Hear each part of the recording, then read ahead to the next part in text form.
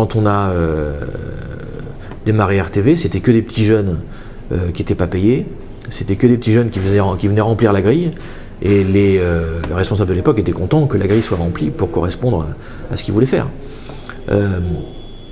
Donc les gens qui venaient faire de la radio, c'était des gens qui voulaient passer un message, faire de la politique, vanter leur association ou parler de la musique qu'ils aimaient. Donc moi en l'occurrence, c'était pour parler de la musique que j'aimais ou pour animer une émission de musique dont j'ignorais tout. Voilà. Mais RTV en 83-4, c'était tellement n'importe quoi que je faisais partie de la masse qui n'en avait strictement rien à faire de ce que pouvait devenir RTV.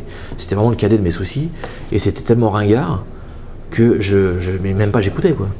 Mais il n'y avait personne qui donnait une âme à la radio d'une façon... Enfin, donner une âme à la radio d'une façon professionnelle, ça veut rien dire. Mais quelqu'un qui drivait l'histoire. Donc il y avait quelqu'un qui drivait l'histoire à sa façon, mais c'était pas du tout ce qu'il fallait faire pour faire de l'audience. Parce que quel que soit le message qu'on a à faire passer, eh ben, pour que ce message passe, il faut que la radio soit écoutée. Si on fait n'importe quoi, personne n'écoute et le message il passe pas. Voilà, c'est tout le problème de la radio. De la radio qui a du contenu, je parle pas vraiment des radios musicales, je parle des radios à contenu. Comme RTV Maintenant, si RTV Maintenant ne faisait pas attention à son image et ne faisait pas attention aux disques qu'elle diffusait et à la tenue des gens à l'antenne, ben c'est mort. Les commerçants ne voudront pas faire de publicité, les associations ne voudraient pas mêler leur image à cette radio-là, et les messages qu'on aurait à faire passer ne seraient pas entendus. Donc la bonne phrase populaire qui dit « on n'attrape pas les mouches avec du vinaigre », pour être écouté, il faut être écoutable déjà.